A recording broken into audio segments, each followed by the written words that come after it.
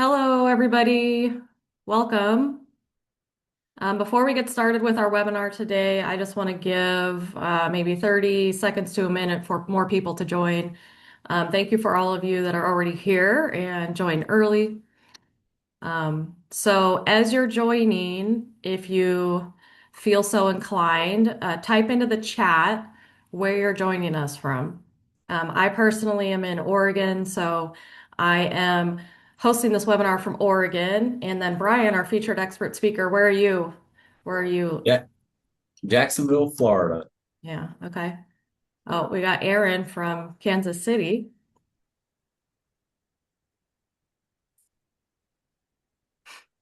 We'll see as more people join where they're joining us from. Oh, Saskatchewan, Tampa, Cincinnati. I like that. We got people from all over the country and in other countries. Awesome. Okay.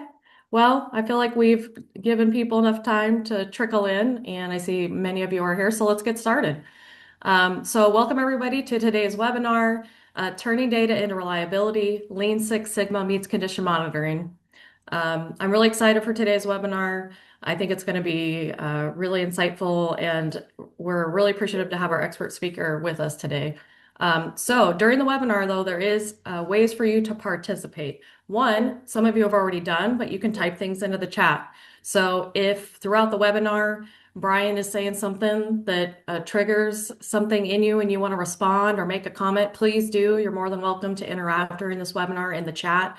So feel free to add commentary or ask questions in the chat. There's also a Q&A icon on your screen that you can use to specifically ask questions.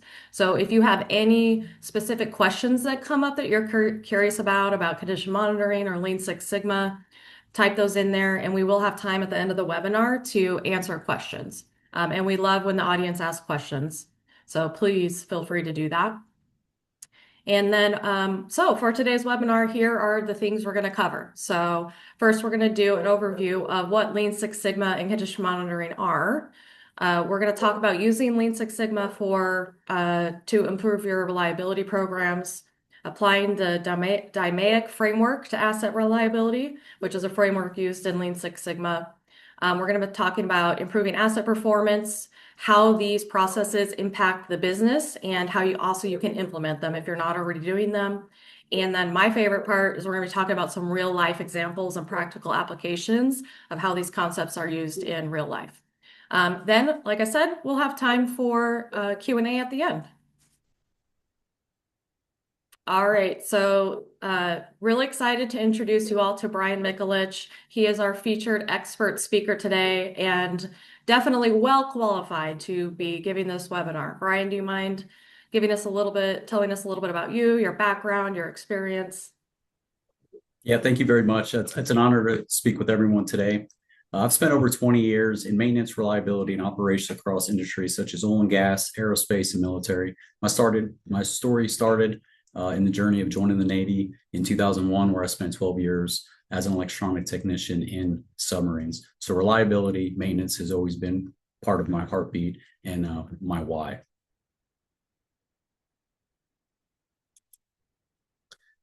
So today, we're going to show how real-time equipment data drives measurable asset reliability and process.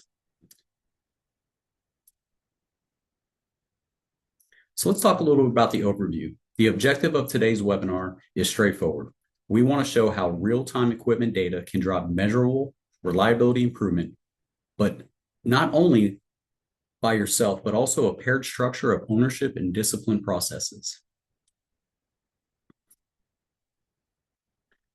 Now, as we know, data alone doesn't create reliability.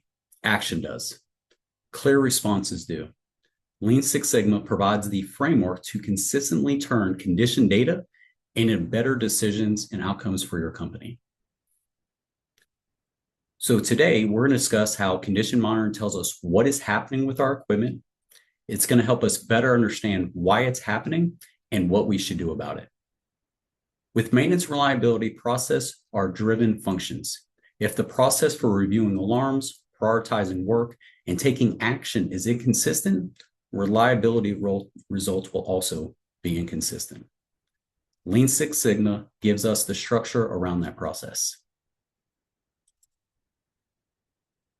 So you may be asking, how does this relate to the business context?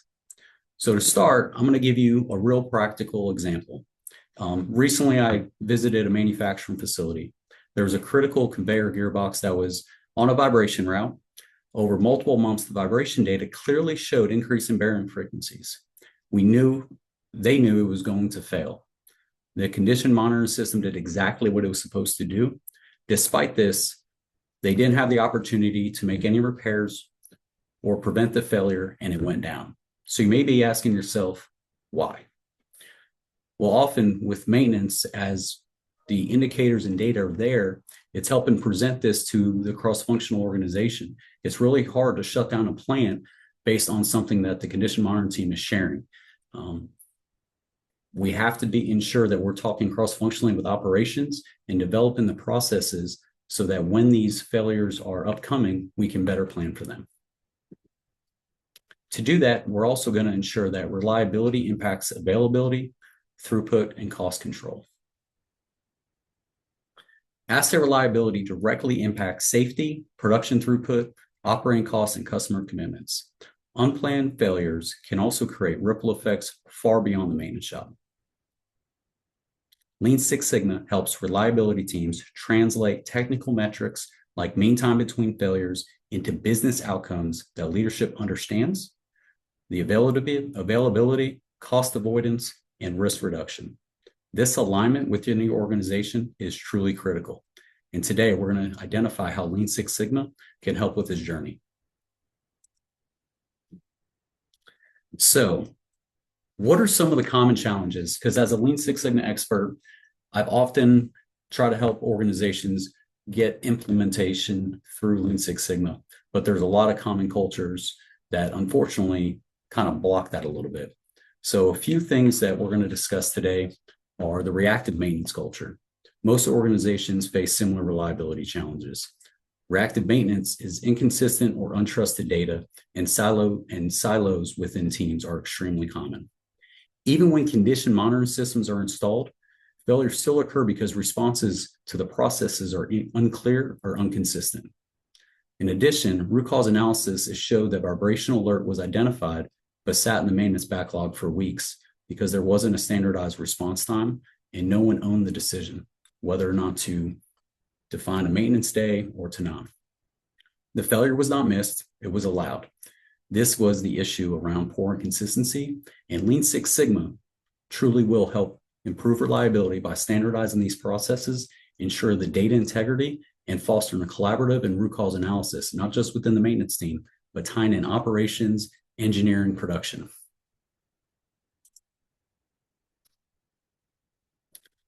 So next, let's learn some fundamentals around reliability improvement in Lean Six Sigma. Lean focuses on eliminating waste, unnecessary PMs, excess inventory, and avoidable downtime. I know often we get talk about where it's only focused on the cost. I think that's one opportunity to look at it from a cost perspective. As a maintenance leader, my goal was to ensure that my team was focused on the top priority tasks by eliminating the waste, such as unnecessary PMs, unnecessary inspections that provide no value to the asset of the organization. Lean will help you remove those. Six Sigma is around controlling the variation, eliminating the defects. That is the ultimate goal of Six Sigma. We want to reduce the variation in work and how work is performed. Both are essential for predictable asset performance and sustained reliability. Again, we're providing not just value to the organization, but to our customers. So let's dive into data integrity, process thinking, and reliability management. Equipment failures are rarely random. Most failures result from a variation in how assets are operated, maintained, installed, or supported. Recently, in a pulp and paper factory, chronic motor bearing failures persisted despite condition monitoring. Data showed rising temperatures, They could see it through all of their data that stuff was failing. From a Lean Six Sigma perspective, it identified two things: misalignment and under lubrication. So when I think about the misalignment, take yourselves back to where you've installed an asset. Let's take a motor, for example. How many times have you seen a recently installed motor, but there's no shims? You can still see the bolt plug where there should be a grease fitting. Those are part of the commissioning process. As we tie real world applicability, I'm really going to focus on the commissioning of our assets. When we commission our asset properly, we're ensure it's aligned, our team members are trained, we can prevent failures down the road.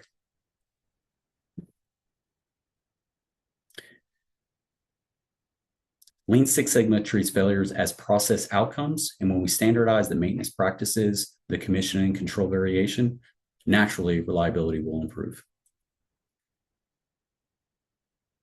So next, let's dive into reliable decisions require reliable data. We're going to link metrics to business value. If sensors are installed inconsistently or data collection processes vary, we'll also get flawed data. We can also get to the point where we have too much data. If we have so much data and we don't have ways to analyze it or break it down to identify the true root causes or even identify where we need to start, that could also be one of the problems. Reliability initiatives become strategic efforts when we ensure that the data is accurate and we know how to measure it. It also helps with cost performance. Our ultimate goal is to extend asset mean time between failures, reduce variation in maintenance, and avoid those costs. Process thinking pushed teams to look beyond the failed component and examine upstream contributors such as the installation, lubrication, alignment, and the operating conditions.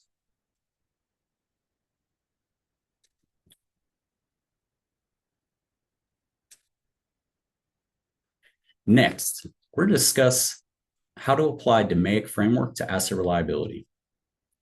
So some of you may know DMAIC is define, measure, analyze, improve, and control. We're going to go through each one of these phases with practical applications and how you can utilize these same tools in your organization.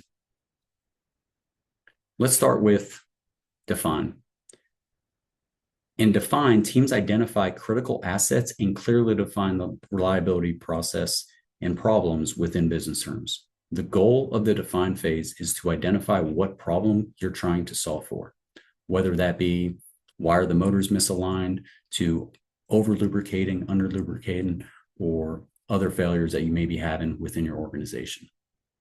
We want to set measurable objectives. We want to define a clear, measurable success criteria. I often ask my team or my clients, what does success look like? What are you trying to achieve? Most are very aligned. Again, they're trying to increase mean time between failures and to increase asset reliability. Once you have this, you're going to have what's called the charter. This is what the team is defining. This is what we want to solve for. And next, you're going to get your stakeholder alignment.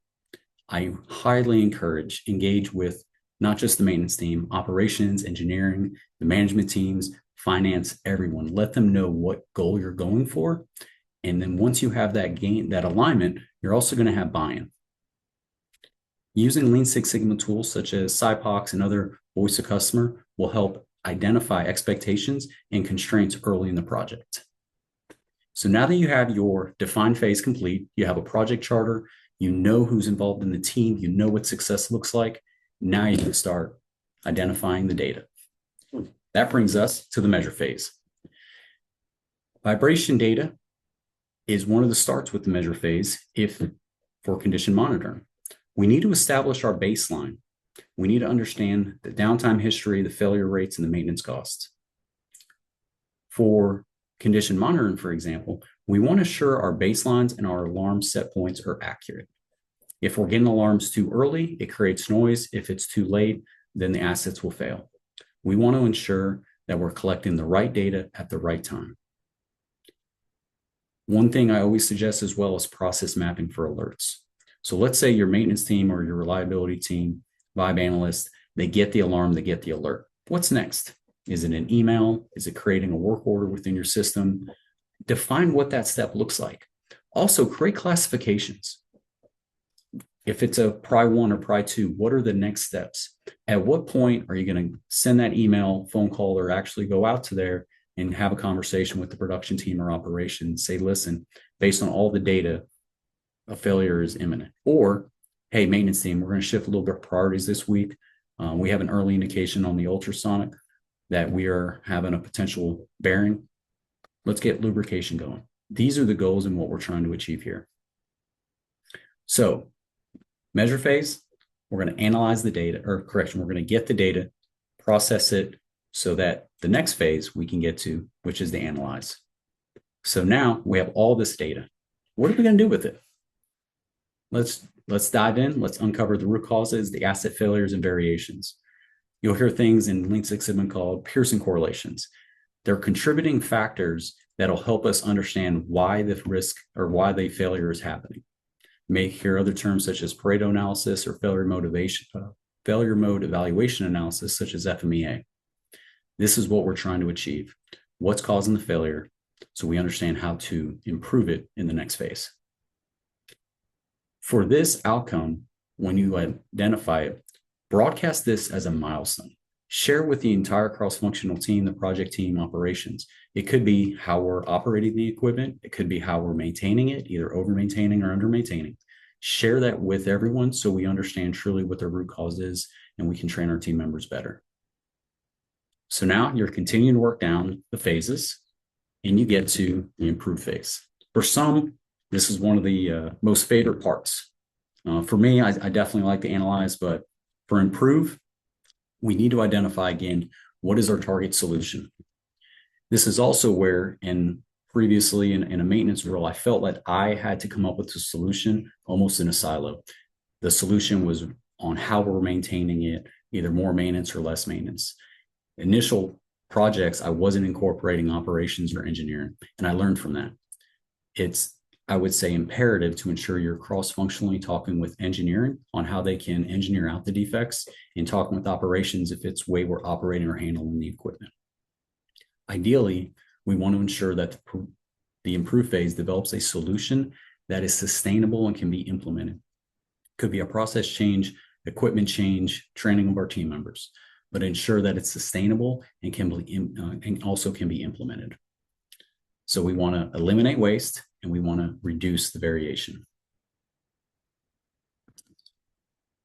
This phase will also ensure that we have a roadmap to the improve. It may not be an overnight win. This may take time, it may take months, but we want to ensure that we have a plan and someone is owning the project.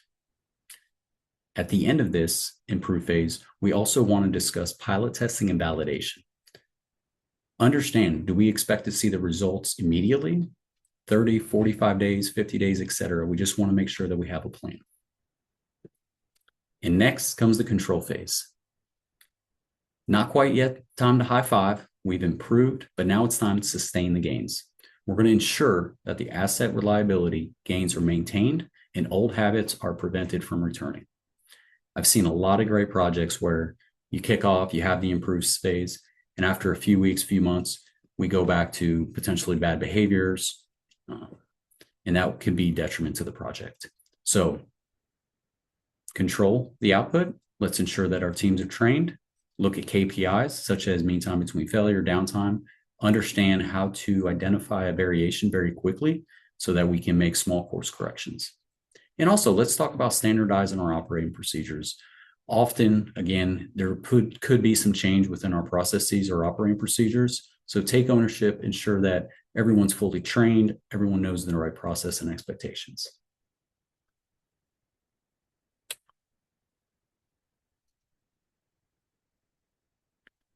So next up, key reliability matrix. Small story here. In food and beverage, wireless temperature sensors created hundreds of nuisance alarms. Bad KPIs create bad behaviors. So this bad behavior, because the alarm thresholds weren't set, they were receiving hundreds and hundreds of alarms.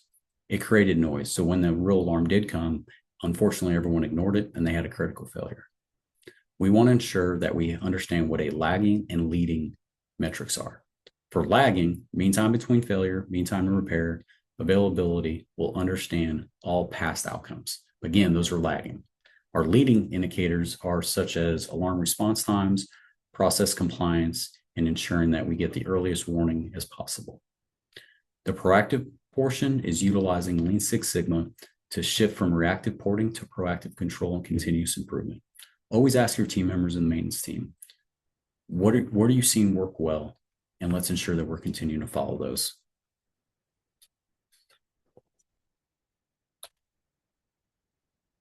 Next, we're going to talk about business impacts, the benefits, and implementing a Lean Six Sigma.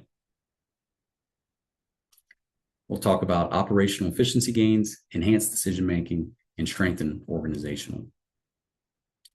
Beyond results, Lean Six Sigma strengthens an organization's capability by building problem-solving skills and cross-functional collaboration. Integrating Lean Six Sigma with reliability programs will reduce unplanned downtime, lower maintenance costs, improve safety, and extend the asset life. So, how do we start? Start with a pilot project. Now, one of the things I would also encourage is find change champions.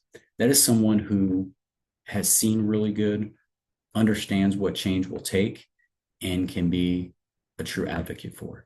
So partner with them, start a project, start small. What are a few critical assets that have been either poor oil samples, et cetera? Start there, build a project, follow the DMAIC process. Once you have that initial win, share the milestone, continue to build cross-functional teams, set up meetings, go out to where the work is done. There's a term called Gemba. Go to where the work is done. See how the processes are taking shape. I would encourage also to provide Lean Six Sigma training, continuous improvement training, not just to your maintenance teams, the leadership alignment and business goals for each project. And then scale for sustainability. You'll gradually expand Lean Six Sigma practices, and once they're set, they'll catch on like wildfire, and they'll go through the entire organization, and everyone will have a continuous improvement mindset. And that's our ultimate objective.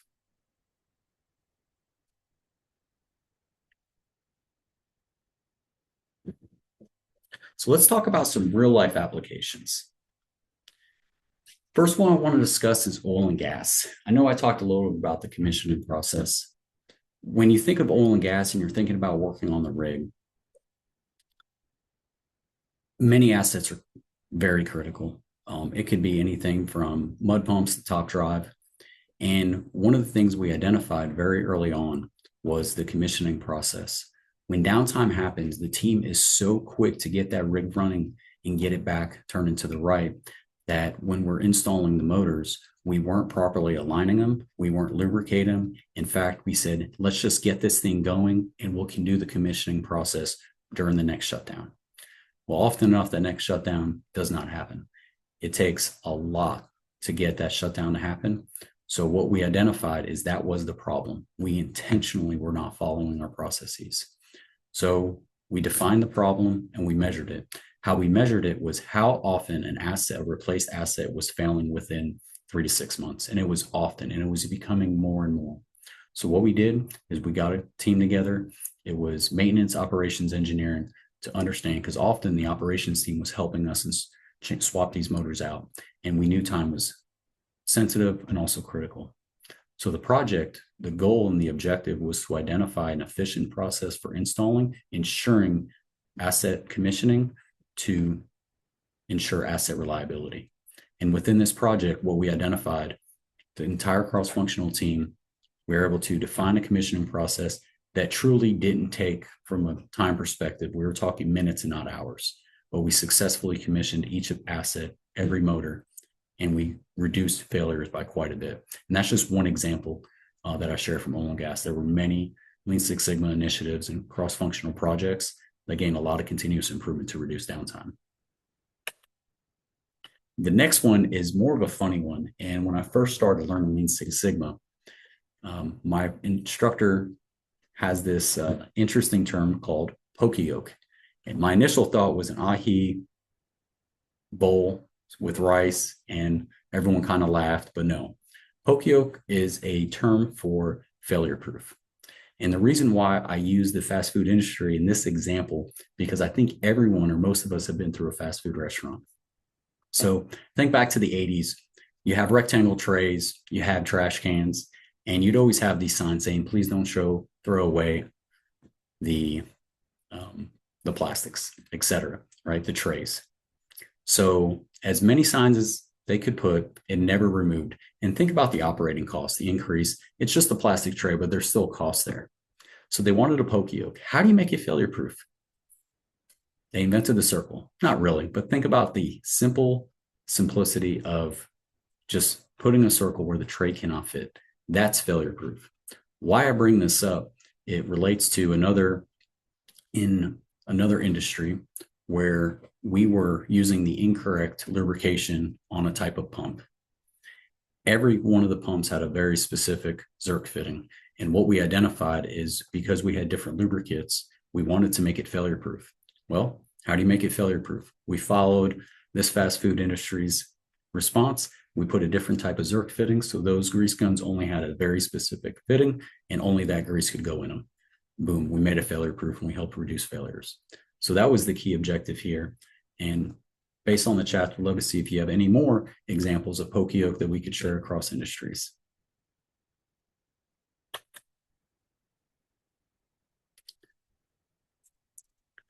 Okay, so some takeaways. Reliability improves when condition data is used consistently, proactively, and with clear ownership.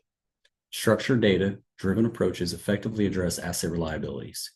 DMAIC methodology is just one portion of the methods. There's a ton of methods in Lean Six Sigma. If you have any questions, there's a lot of material out there on how to implement and the tools within the DMAIC methodologies and others. Proactive management. Moving from reactive firefighting to proactive management overall will improve your asset reliability and also the health of your teams. Engage in discussion. Promote and encourage your team to ask questions and cross-functionally work with other departments such as operations, supply chain, engineering, and so forth. I hope you enjoyed today. And I'll kick it over for next steps and Q&A. Yeah. Thank you, Brian. I really love some of those real life stories that you shared, especially that last one. It's very cool how you guys use Lean Six Sigma to make those changes, and then we're able to completely prevent that problem from happening. So I love that. So thank you, everybody. We are wrapping up the webinar. However, we're going into Q&A. So please do, right now is a great time. If you have any questions about condition monitoring, Lean Six Sigma, any of the processes we've talked about, go ahead and put them into the Q&A or the chat right now. And then we're going to get to those in a second. Next slide, please. I did put my email address into the chat. So if you guys have any questions or want additional resources on anything we've talked about, feel free to email me directly. I also put a couple links in the chat to some articles that dive in a little deeper on some of the subjects we covered here in the webinar if you want more information. So real quick though, I'm just going to do a plug for Uptime Solutions. We are a condition monitoring company, so I got to do it. We are going to send out the recording after this webinar, so all of you will have that if you want to rewatch it or didn't catch the whole thing. We do offer a pilot program for condition monitoring if you're not already a valued customer of ours. Real quick, what that includes is you get up to 60 of our 3-in-1 sensors. And when I say 3-in-1, I mean that our sensors are actually monitoring ultrasound, vibration, and temperature in one sensor.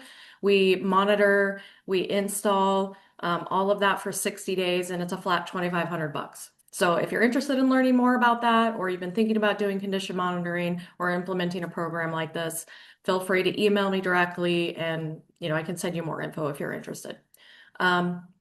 All right, let's jump into the Q&A section. And I see David said that Michael George's book, Lean Six Sigma for Service, is a great reference. I don't know, Brian, have you read that or heard of that book? I have not read it, heard it. Would absolutely agree with David. There's a lot of great resources. So David, thank you very much for sharing, and I'll definitely put that on my read list. Yeah. Thanks, David. So let's start with the first question here. So if someone's looking to get started with Lean Six Sigma and trying to create a culture of continuous improvement at their facility, um, like where do they start with that, Brian? Love that question. It starts with the mindset. It starts with understanding that I do not have to accept what the process sees. I don't have to necessarily accept the current failures. I want to do something about it. My leadership is empowering me to do something about it. That's kind of step one. And where we take it from there is follow the Lean Six Sigma methods. Identify, again, kick it off with a small project. I would encourage a small team. I have seen people kind of start individually, but I always recommend a cross-functional team from a, either within the maintenance department or reach out to some cross-functional. Identify something that everyone has alignment that they agree this needs to be solved. We need a solution for this and set some time, whether it's 30 minutes a day, an hour a week, set time to focus and to define what we're trying to identify, what a success look like, complete the project charter, and then go into your measure, analyze, and improve phase. It may take a few weeks to do the project, and that's understandable because, again, you have full-time jobs, you have other priorities going on. But just start, and that's actually where I would start is create the project, identify who your change champions are, your team is going to be, what you want to solve for, and kick it off. I think you'll be really happy with the results. Nice. Yeah. I feel like, from my experience, any kind of continuous improvement project is not an instant fix, right? And you can't like all of a sudden just implement a strategy and everything is perfect. Like, I think just like you said, the best way to handle things is just one small step, one small project at a time, and just building on that progress and momentum. So makes it manageable. And absolutely, miss it. As you said that, something I reflected on. One of the first projects I had in aerospace, the maintenance team had very heavy bags, and often when they're going to different equipment, and this was a very large metal fabrication shop, so a lot of equipment, and they had these heavy bags, and I would watch them and observe them during my walking back and forth to the maintenance. So they had a maintenance caged area where all the spare parts, tools, etc. And multiple times, and I'd asked, I was like, has anyone offered a cart,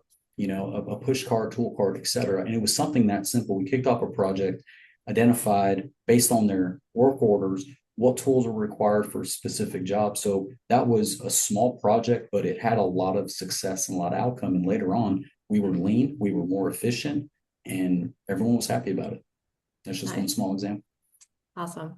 I love these stories you have. All right. So I feel like this is a pretty good question, actually. Because we all know that there's barriers to making any kind of change, right? But I feel like cultural barriers tend to be a really big one for most companies. So, what cultural or organizational barriers can make Lean Six Sigma integration difficult? And then, what are ways that teams can overcome those? Great question. A lot of companies feel as if they're special. I'm not saying they're not special, but when we think of different methodologies such as Lean Sigma, it's like, our business is very custom. We have a very unique way of doing things. I don't think that would work here.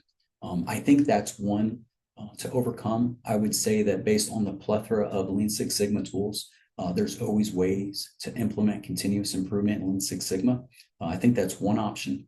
The second is what I call normalization of deviation. It's a term that NASA, I'd say, coined after some of the incidents with the Challenger and others, where the culture just got so used to things failing, it almost became normal, and we're not reacting as if you have that new person joins an organization and they start seeing stuff, they have all these ideas, and as they're trying to create improvement or Lean Six, and just say continuous improvement overall, they hear no a lot, and that takes the wind out of their sails. We have to encourage change. So if you're a leader on this call or in the maintenance, any role within the organization, encourage continuous improvement, encourage change to overcome some of these cultural. And if you're still seeing, so, to follow up on the question on how do you overcome them, I would ask to speak with senior leadership. And it doesn't have to be, a defined meeting, but just let them know, hey, I have some ideas and something that they'll know about, whether it's, hey, I had some ideas on how we can mitigate or reduce this failure. Hey, I'd love the opportunity to improve this. And I would hope that the leadership team is going to give that team member or team the ability to move forward. Great question. Awesome. Yeah, when you say that, when you were talking about just kind of acclimating to failures and just getting used to it, that made me think of that analogy of like a frog. If you put them in boiling water, they're immediately going to jump out, right? But if they're in cool water and you gradually boil it, they just get used to it and then they don't, they just stay there. And I feel like that's kind of, in my mind, I made that connection of just gradually accepting reactive maintenance culture and failures as normal or just something you're used to, right? But it really is kind of a boiling water situation. Yeah. And Um, it is hard to overcome that, but it is yeah. possible. Mm-hmm. All right, I think we have another question. Yeah, okay. So where do you personally, in your experience, have you seen the biggest gap between Lean Six Sigma and visibility into equipment health? Love this question. The largest gap I see is data. And I don't mean the amounts of data, but it's what we do with the data. Hmm. You cannot data your way to reliability. You have to have actions behind the data. Where I see the biggest gap is the process of what we do with the data when we identify something starts to become a problem. I've been guilty of asking, when given the data, how long can it still run for? Because I know that's what operations production is going to ask me.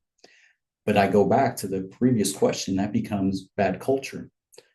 So when I say the biggest gap is standardizing or not having a standardized process of what we do with the data. For example, our vibration analysis are the best. They're experts. We're the people differentiators.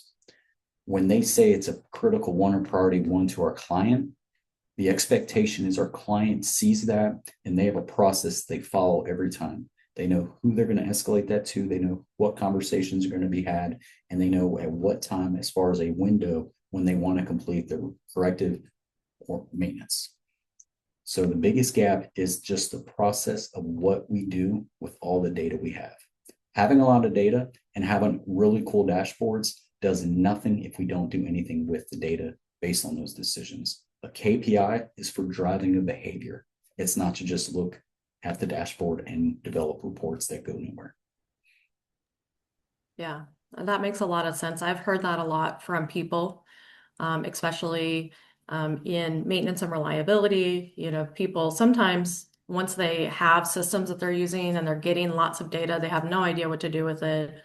Um, and they're just inundated with it so much so that they just start ignoring it eventually if there's not a process in place. So um, I totally understand what you're saying there with that gap. Okay, well, if there is no further questions from the audience or comments that we would that you guys would like to discuss, then we are at the end of the webinar. So we really do appreciate you all joining us today and taking the time to learn more about this topic. Like I said, the recording will be sent out after this, and feel free to email me if you have any questions about this topic or doing a pilot with us at Uptime Solutions. So thank you, everybody. And thank you, Brian, for being our expert speaker today. Thank you, everyone.